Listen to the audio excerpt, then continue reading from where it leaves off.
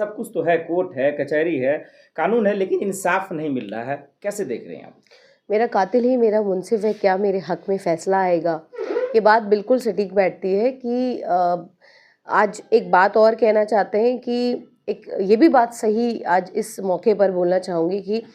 लश्कर भी तुम्हारा है, सरदार भी तुम्हारा है, तुम झूठ को सच लिख दो, अखबार भी तुम्हारा है। इस दौर के फरियादी जाएं तो जाएं कहाँ, क्योंकि कानून भी तुम्हारा है और दरबार भी तुम्हारा है। आज जिस तरीके से सत्ता के से जिस तरीके का संरक्षण बलात्कारियों को मिलता है, तो ऐसा लगता है कि आज लोकतंत्र इतना कमज़ोर हो गया है कि आज बलात्कारियों को की सज़ा माफ़ी होती है, बलात्कारियों को बेल मिल जाती है और पूरा तंत्र उसको बचाने में लग जाता है। जिस तरीके का जुडिशरी का हमने रवैया देखा, बहुत अफसोस हुआ कि जिस तरीके से अगर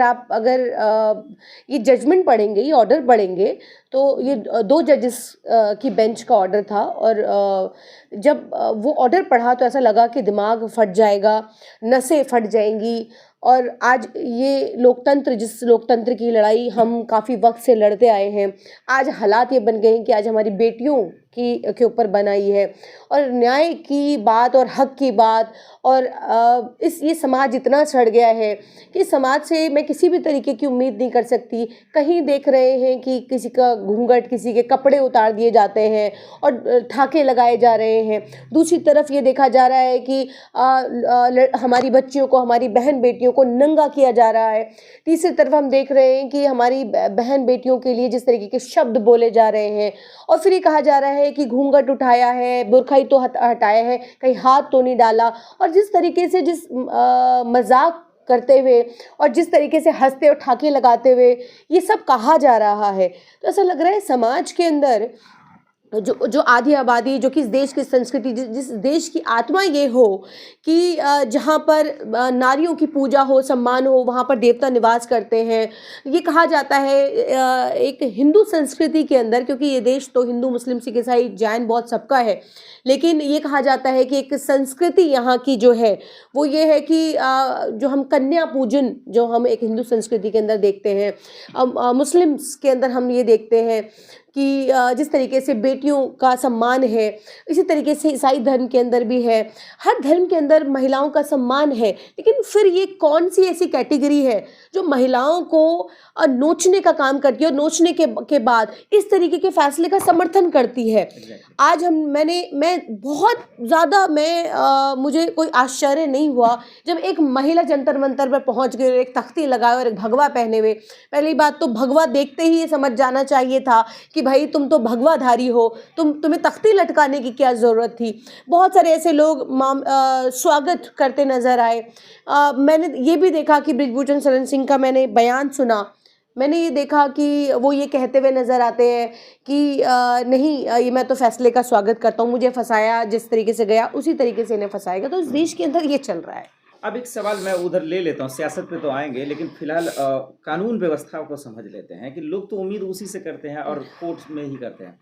आप जब प्रोटेस्ट भी कर रही थी, अखर भी आप करेंगे ही, लोग कह रहे हैं कि भाई कानून पे उम्मीद था, उस पर एक जो भरोसा था वो खत्म हो गया, अब कोर्ट से भी खत्म हो गया। ये कितना बड़ा मामला है? देखिए, आप जहाँ तक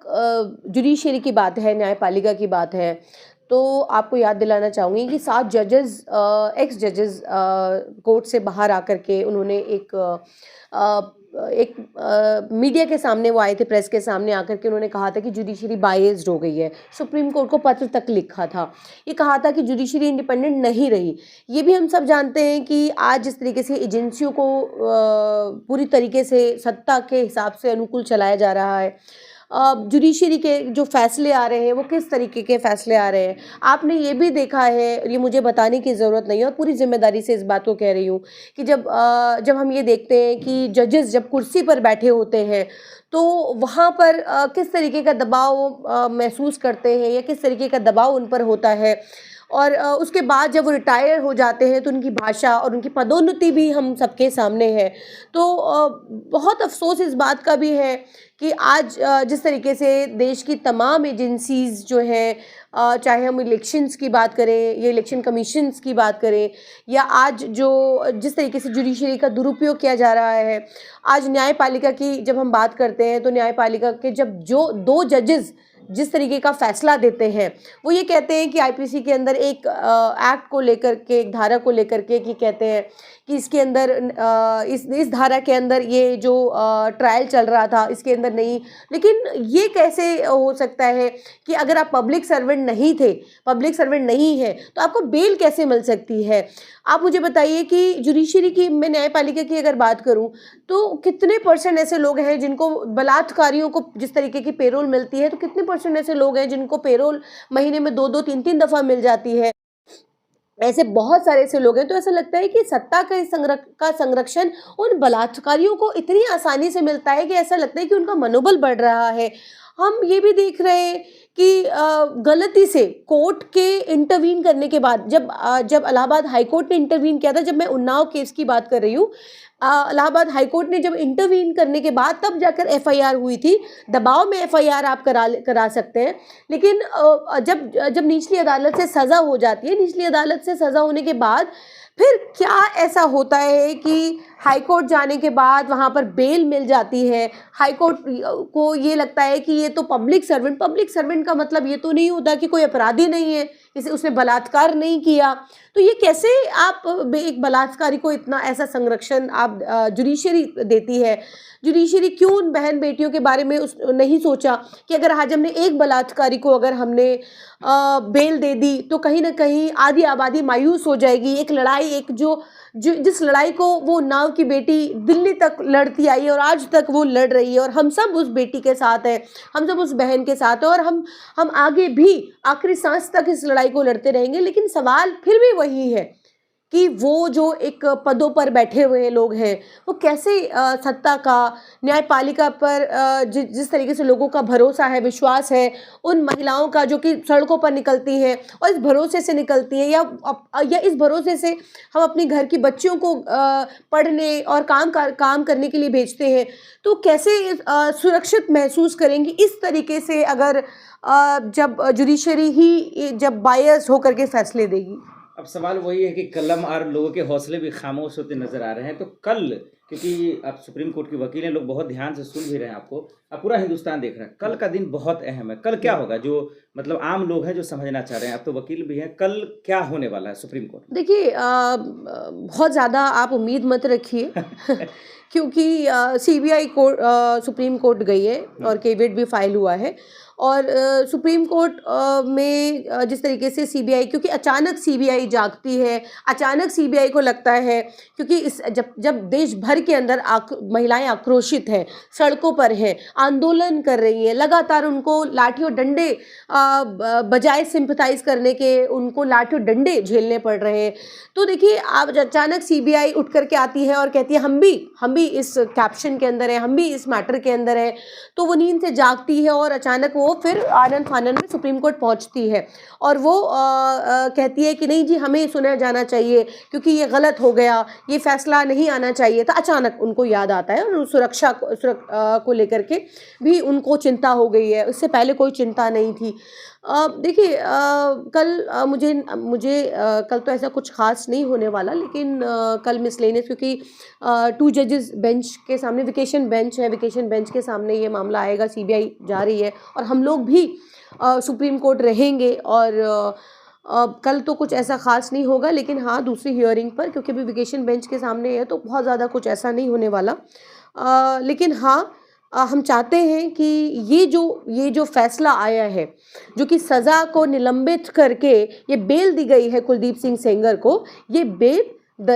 जो है ये खारिज होनी चाहिए, और इस तरीके के फैसले इस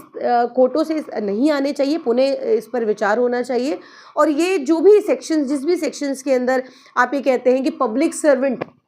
को लेकर के आप कहते हैं, लेकिन पब्लिक सर्वेंट होना या नहीं होना किसी धारा के अंदर धारा बदल सकती है, लेकिन एक बलात्कारी बलात्कार करके ये वो खुलेआम नहीं घूम सकता। ये तमाम देश की महिलाओं का सवाल है और आप कह रही कि चिंता जमानत भी रद्द है। होना चाहिए। बिल्कुल जमानत रद्द होनी चाहिए, इसलिए सुप्रीम कोर्ट हम भी सुप्रीम कोर्ट गए हैं, बट बात यह है कि हम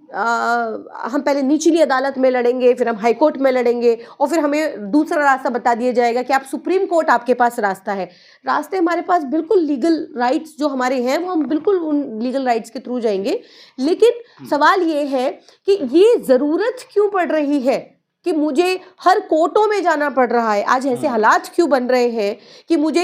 ये कहा जा रहा है कि इस कोर्ट में साबित हो गया, अब उस अगले कोर्ट में भी साबित करो और उस कोर्ट में भी साबित करो। तो ऐसी स्थिति देश के अंदर महिलाओं को लेकर के जिस तरीके से बन रही है, ये चिंता का विषय है। लेकिन एक चिंता का विषय ये भी तो है कि राहुल गांधी मुलाकात करते हैं, उम्मीद जगाते हैं, लोग बड़ी खुश हो जाते हैं, फिर वही मोदी जी से मिलना चाहते हैं, अमित शाह जी से मुलाकात नहीं होती। अब इस सियासत में बेटी तो भटक रही है, वो तो पूरी तरीके से जो है एक असहज महसूस कर रही है, तो पॉलिटिकल लोग भी तो इंसाफ दिला सकते थे ना, वो क्यों नहीं हो पा रहा है? देखिए, जिस तरीके से हम सड़कों पर आंदोलित हैं